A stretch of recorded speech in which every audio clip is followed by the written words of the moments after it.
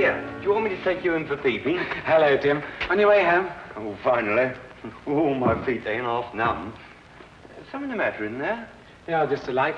I noticed it's been burning for a couple of days now. Wondering if I shouldn't step in and tell them about it. I reckon they must have left it burning by mistake, you know. They'll know all about it when they get their gas bill next month. Yeah, I know. It seems a shame, though, doesn't it? Still, I don't think it'll do much harm to go and ask them if they know it's on. I hope they didn't tell you to mind your own business and pack you off. Well, I'm just going to have my pint before supper. Cheerio. Cheerio, Tim.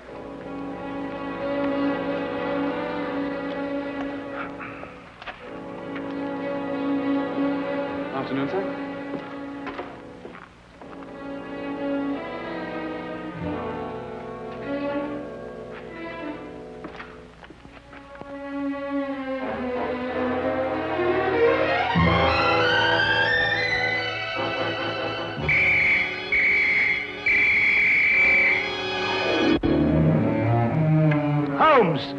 Poison? Yes, Watson, Egyptian, as a matter of fact. I'd read about it before, but I'd never worked with it. That's the key pot! Oh, yes, so it is. I'm sorry about that, but there doesn't seem to be anything else empty at the moment. Is nothing immune in this place? Really, Holmes, there must be something else you could have used. Oh, nothing to worry about, Watson. It's perfectly soluble. I'll have the pot washed out and ready for use by the time you come back from Regent's Park. You can save yourself the trouble. That's the last drop I'll ever drink out of that pot.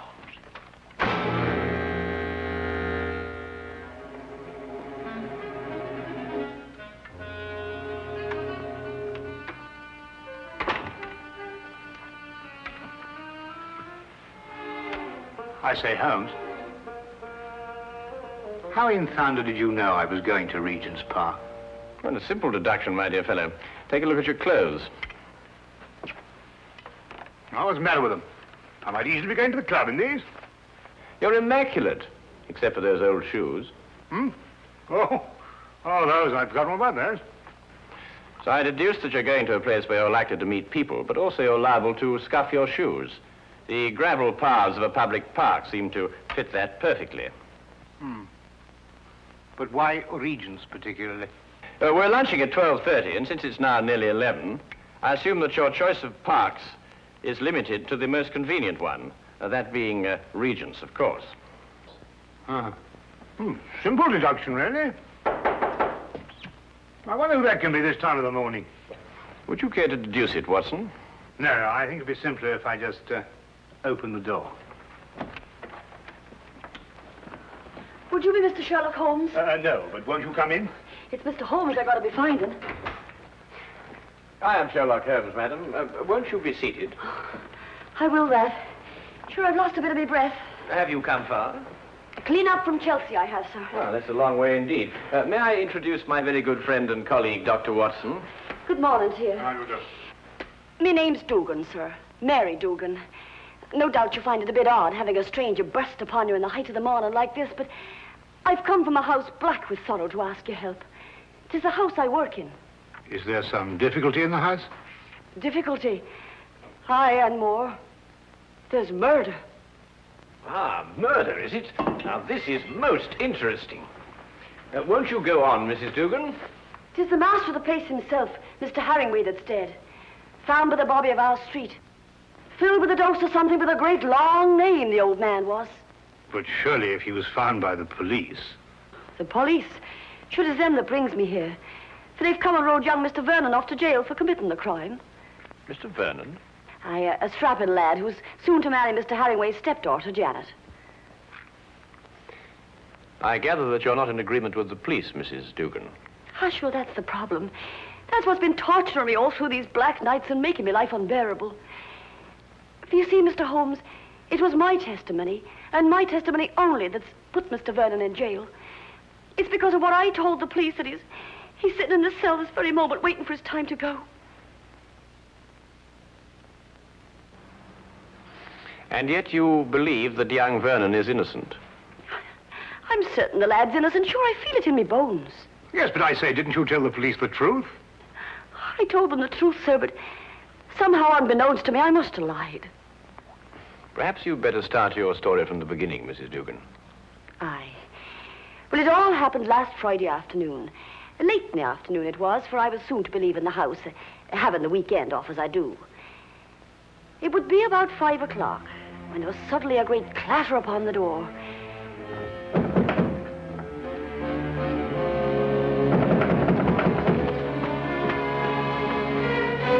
Hello, Mrs. Dugan. Oh, good afternoon to Mr. Vernon.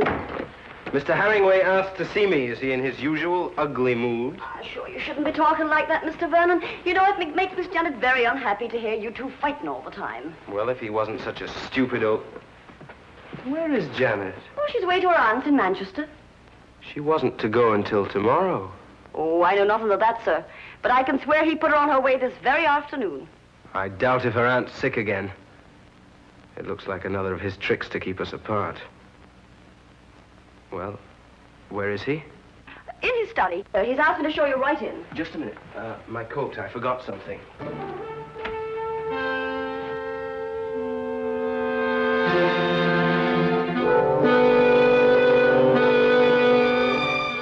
All right. Come in. Mr. Vernon, sir. Would that be all? No, Mrs. Dugan. I want you to remain. Remain, sir. Just sit over there and listen to every word that's said.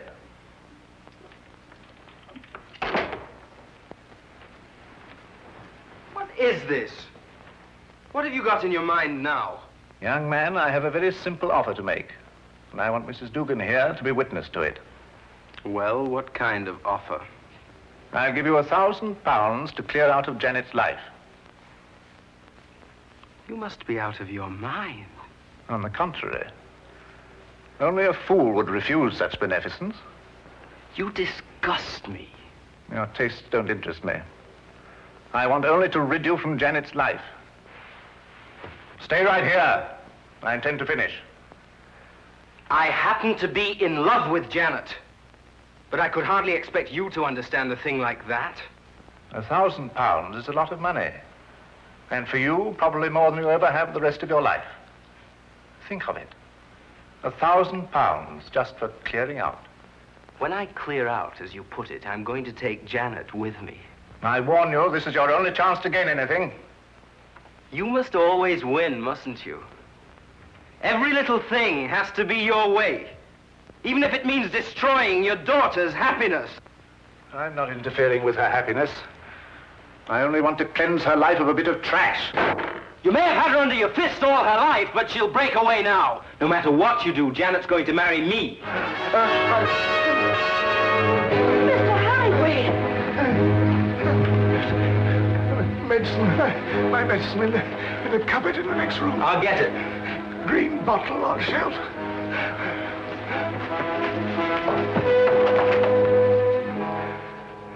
I never lose, Mrs. Dugan. I never lose. Oh, hurry, Mr. Vernon, please, hurry. Coming.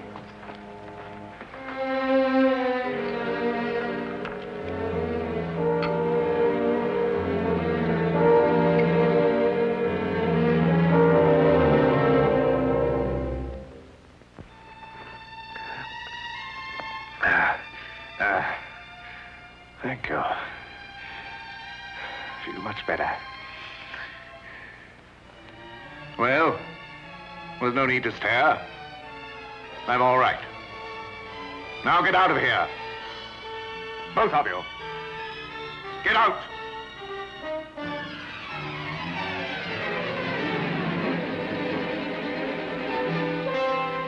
Get out.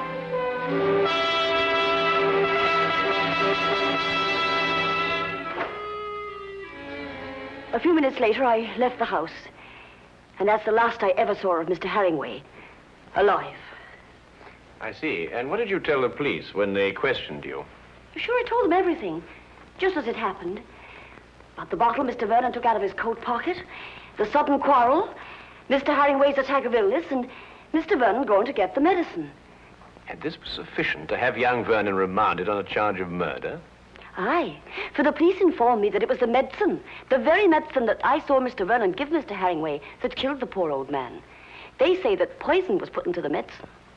Yes, but look here, that certainly seems to point towards the young man. When he went to obtain the medicine, he apparently slipped in the lethal dose. It seems that way, sir. But in my heart, I can't bring myself to believe it of him. That Inspector Lestrade, though, he won't believe another thing else. Lestrade, eh? He's the policeman who seems to be in charge of it all. Indeed. Inspector Lestrade, you hear that, Watson? We must go round and see him.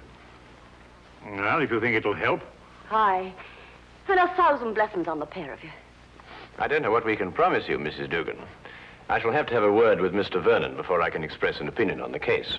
However, we shall certainly go and see Inspector Lestrade at once. I know it looks dark and all, but I must keep up hope. Well, I must be off. I don't like leaving Miss Janet alone for so long. Naturally, Mrs. Dugan. Well, we'll certainly do our best. Thank you, sir.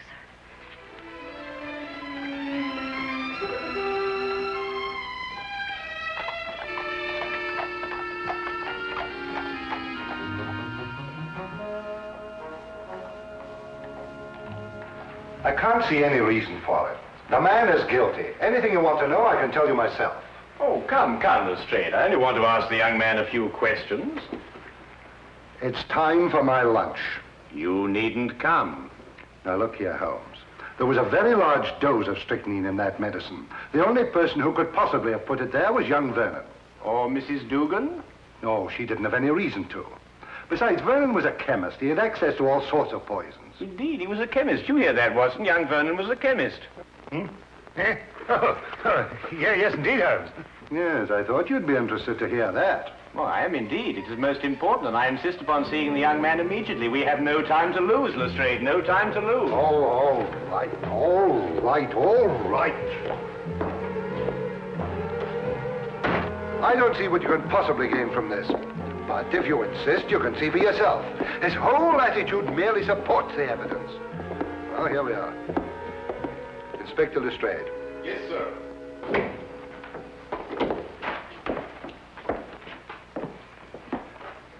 Well now, Vernon. Well now, Inspector. How many times a day are you going to bring me up here and subject me to your idiotic questions? I've already told you everything I know. I'm getting tired of repeating it every half hour so that it'll penetrate your dense brain. Look here, young man, that's hardly an attitude to take. You're charged with the most serious crime. Indeed, I am.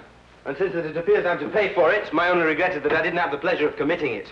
There's just one point. I don't know who you are, but you may as well know that I don't wish to answer any of your questions either. It appears I've talked myself to the gallows, and that should be enough. So good day to the lot of you. Good day to you, Mr. Vernon, and thank you very much. You've been most helpful.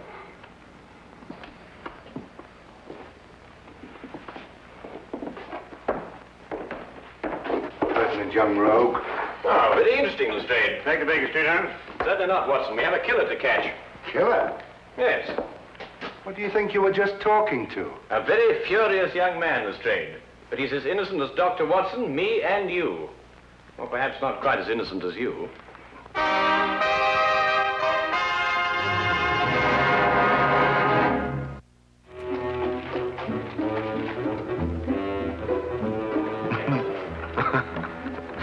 What can you possibly find to be so amusing? Huh?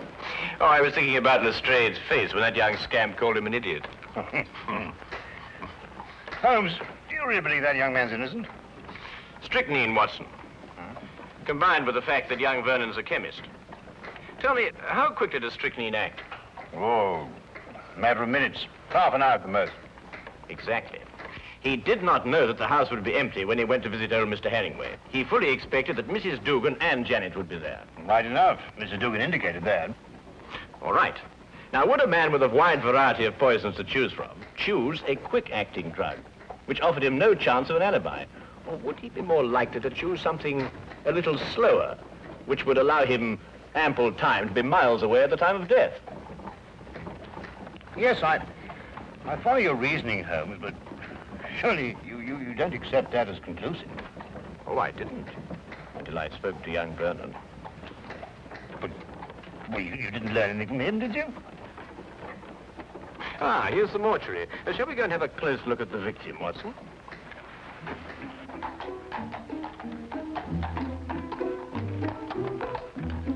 Holmes asked to see the medical examiner's report, and as we prepared to enter the mortuary, he explained his theory that Vernon's violent temper didn't fit into the cold-blooded pattern of this crime.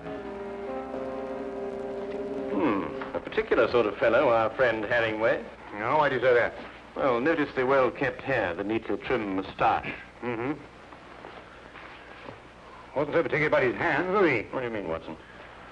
Well, look, the dirt definitely packed in under those nails. It's even gone into the cuticles. I must say it's a bit incongruous with this perfect manicuring. Yes, especially as this hand's absolutely immaculate. Wait a minute, Watson. What? This isn't ordinary dirt. This is soil. Well, amateur gardener, perhaps. These hands never did any gardening. They display a lifelong devotion to immaculate cleanliness. And this hand obviously became dirty too near to death to be cleaned. Mr. Holmes, here's the report you asked for, sir. Oh, thank you. What are you looking at that for, Holmes? You know the cause of death was strychnine. This should interest you, Watson. Listen. The blood test indicated an extreme leukocytic state, sufficient to be diagnosed as advanced leukocythemia. Well, Mrs. Duggan said he was ill, but not to that extent. Watson, tell me, how long do you estimate Herringway would have lived had he not been given that dose of strychnine? Well, it's difficult to judge with this information, but I'd say, well, certainly under a year. Then we are looking for someone who couldn't afford to wait a year. An impatient murderer. Then that fits in with Vernon's violent temperament. It appears so, Watson. It appears so.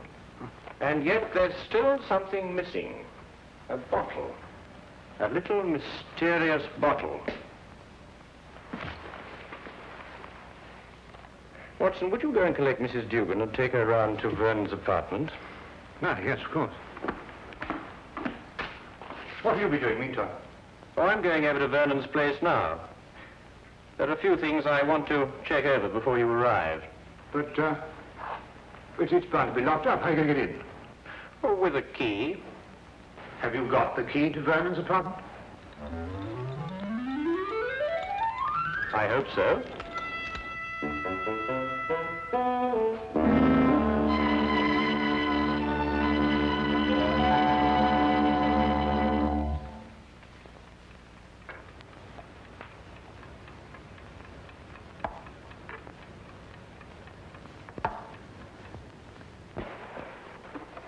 We came as quickly as we could. Thank you, Watson. Do you think it's proper bursting into a strange man's apartment like this? Well, it isn't proper in the least, Mrs. Dugan, but if we're going to help young Vernon, I'm afraid there's very little choice. Oh, what is it you want me to do? Do you believe, Mrs. Vernon, that you could identify the bottle that he took from his coat pocket on the day of the murder? Yes, I think I can. Good. Then would you mind examining these and take your choice, if any?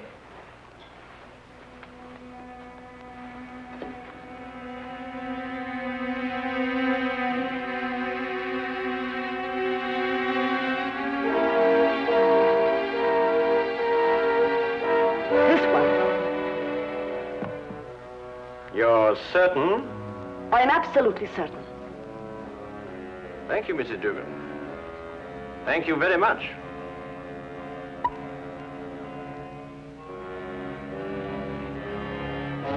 Holmes! It's all right, Watson. It's quite harmless. It's oil of cloves. Oil of cloves? Mrs. Dugan, I presume that your employer was a teetotaler. Oh, he was that. There was never a drop of anything at all in the house. Hated the stuff he did. Yes, but is it important, Holmes? It's essential for young Vernon, Watson. We have now only to visit Mr. Herringway's study to forge the final link of proof against a most amazing murderer.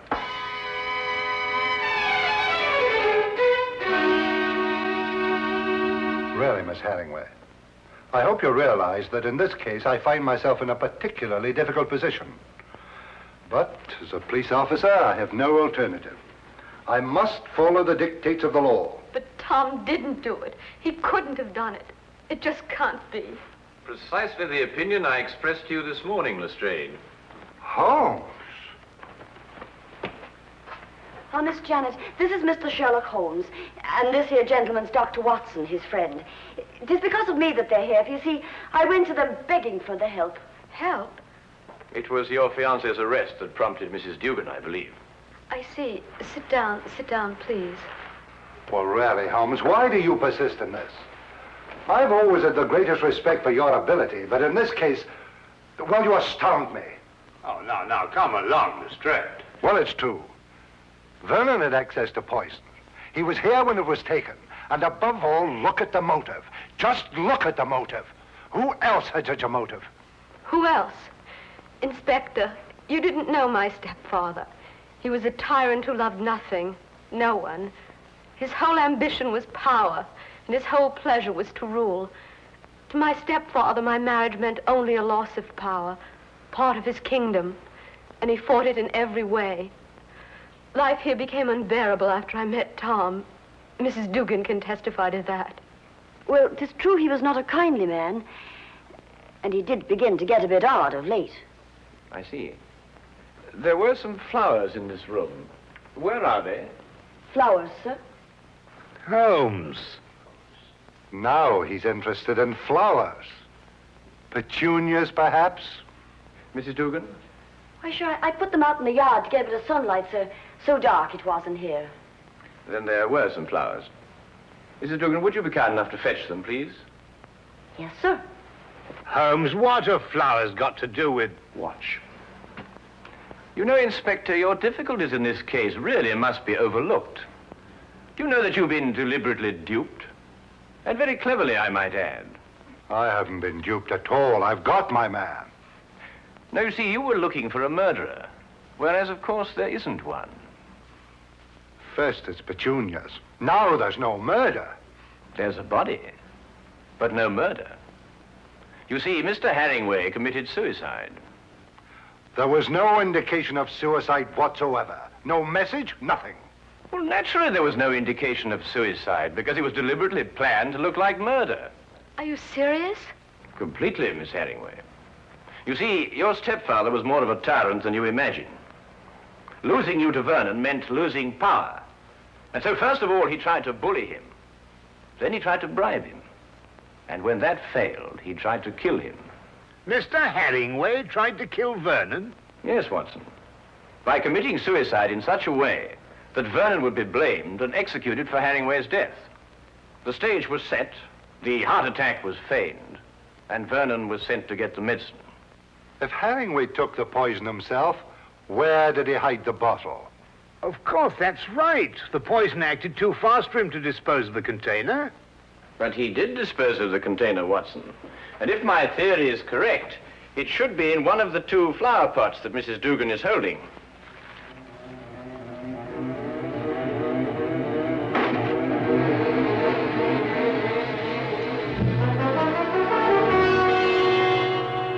And a chemical analysis will reveal that it contains strychnine. The dirt under the fingernails. Exactly, Watson. And you said it got there close to the time of death? Then Herringway committed suicide. Yes, Lestrade. And Tom is innocent. Gross. Gross. Simple. Completely. Holmes, you never did explain to me what the oil of clothes was for. Oh, you mean the mysterious little bottle that Vernon removed from his coat pocket? Yes, sir. Oh, it's really quite simple, you know. You see, Vernon stopped at the pub for a few stiff whiskies to brace himself for his interview with Herringway. But the old man was violently opposed to the use of alcohol, so he had to do something to remove the evidence from his breath. Oil of cloves is quite common for that purpose. Ah, I see. Tea? No, none for me. No, I've had some before. My digestion is not quite up to it. Your digestion? Yes, I forgot and mixed our tea with some of that rare Egyptian poison.